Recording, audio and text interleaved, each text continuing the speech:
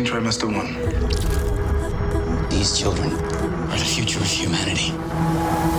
Why do you keep coming back to this theme? What are you still looking for in that world? I'm always trying to circle the truth. And the truth is usually deep-seated in the back of your mind. Half the time it's intuition. And if you express what you think may be the truth, people may think you're fucking crazy. I'm one of those people who believe that we have been logically, genetically pre-visited. And it was best expressed in 2001. And it rang the bell to me on, does this make sense, an explanation for the possibility of what we call religion? In other words, there is a superpower out there, and because we don't understand it, doesn't mean it doesn't exist. Prometheus, are you seeing this? In Prometheus, you charted the creation of humans, and now I feel as if you are continuing in exploring or prophesying what will happen after the end of humanity on Earth. Is that what you were trying to achieve here? That's a pretty complex question. I was actually exploring the idea, the possibility, where you raise the question, who or what is God? Is that created by us and invented by us for social order, which in religion, of course, has created disorder? It was belief in the unreal that destroyed the earth. If you look at history, and you showed it yourself, disorder was there before religion, and it continued even in countries where they didn't have religion at all. It seems that the problem is humanity more than religion, is it not? How far do you want to go back? You want to go back to a caveman who one night saw something in the sky and started to worship an imaginary God? Where would the idea of religion begin? Because religion is usually attached to an entity that one way or another, we're going to put a label on it. And for now, we're going to call it the God, or plural, the gods. Is that right? That's a figment of our rule book and imagination, because it's not specific. And it seems that now the new gods of humanity are going to be the androids that humanity has created. Will they be? We discover in this show that even the androids who are designed perfection can go off the rails, which they do. In other words, nothing is perfect. Civilization you're seeding here will be built on humanity's belief in itself, not an imagined deity. Giving that science is based on empirical proofs and religion is purely faith. Can they really work together? There's a moment in Egyptian history where science and religion were together, one and the same thing, which sounds a healthier situation rather than being combatants. Then they're separated and suddenly you have two factions. As soon as you get two factions, that can be either healthy or unhealthy, we don't know. But whatever it does is going to create argument and discussion and then possibility of war. The idealism, if there was one word behind religion, you want to say goodness, fair thinking, proper order. I'm not going to go further than that, but we see a lot of fucked up versions of that, all right?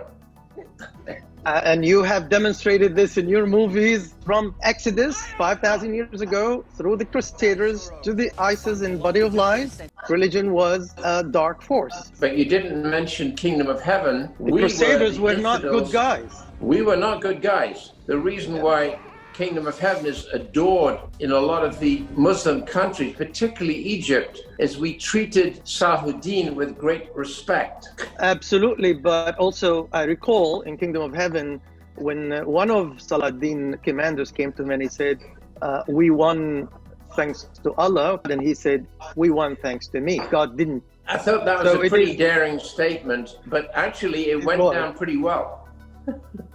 I was worried about that for a moment, but I think the truth of that kind of rang a bell somewhere in there. Do you think that art, given that it relies on, as you mentioned last time, on intuition rather than empirical fact, is more like religion than science? You know, there's two things, and I like to put a word on science and mathematics if it's in the same category in a way. I put the label on both of them as art.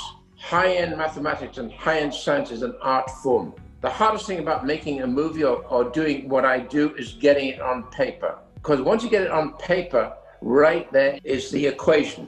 That is called the blueprint. Some people call it the script. When you're trying to write that blueprint and you get a terrific first act and the order of a good 3-act play is to have many facets that will occur and reoccur during the 3 acts. And that's called drama. And the guy said, you're talking about mathematics. If an equation is a 3-act play, I can't get through the wall here. And I sit there staring at it for weeks, and I back off, remove something, I find a hole to go through, I'm into the 2nd act. That's why I call it an art form. You've got to be light on your feet and very precise in your head. Do you think that science is the main inspiration for your creativity, your ideas, or also influenced by religious exposure to you when you were younger?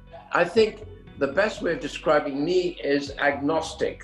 Agnostic means just in case, doesn't it? Agnostic is the one who doesn't know, who's trying to figure it out. I don't know, but I think there's sufficient evidence in case history and demonstration to feel there has to be something beyond just some human created rule book. That's always the question.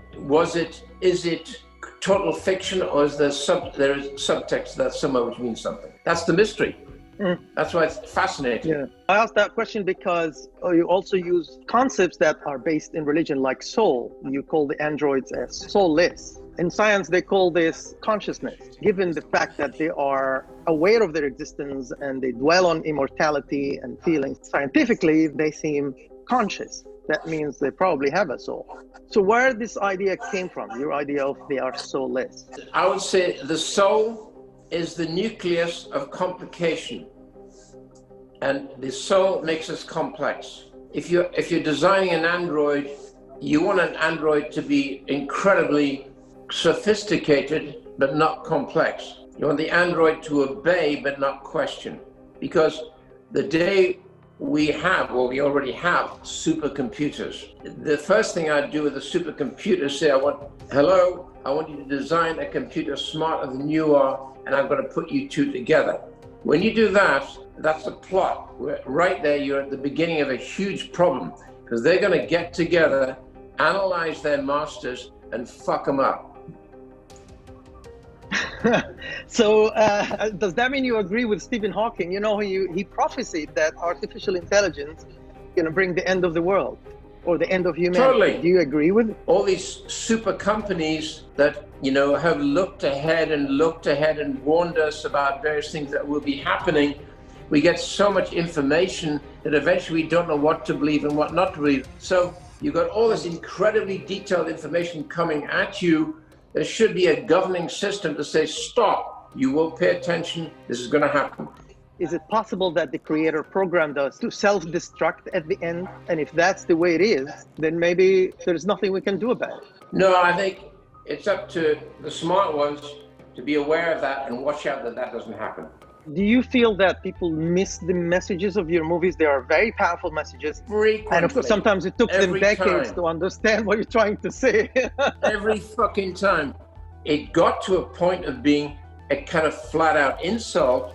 And with the greatest respect to critiques, I never read my own press ever again. If you're at all serious, you have to be your own critic and nurse. If you start asking other people, it's not you. And at the end of the day, when you walk away from a painting, or I'm a painter, you have to know what you did before you put it to bed. And you have to be aware of its shortcomings, or its possibilities, its perfection, or its faults. Know where you are, then walk away. Don't read about what somebody else thinks about it. Fuck that.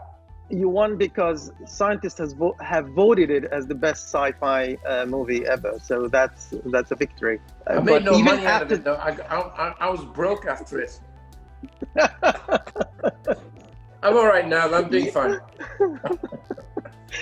But yet, in spite of all this, you never shied from controversy and challenging the mainstream. And we saw that in your other movies, whether it's Kingdom of Heaven, even Body of Lies. I don't recall ever seeing any movie presenting a Muslim hero in a positive light.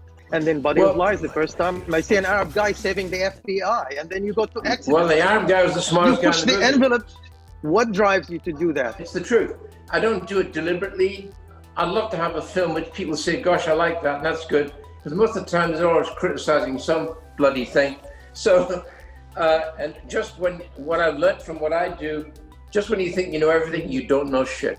And so it's a good mediator for me. It keeps my feet on the ground and interested in what I'm doing.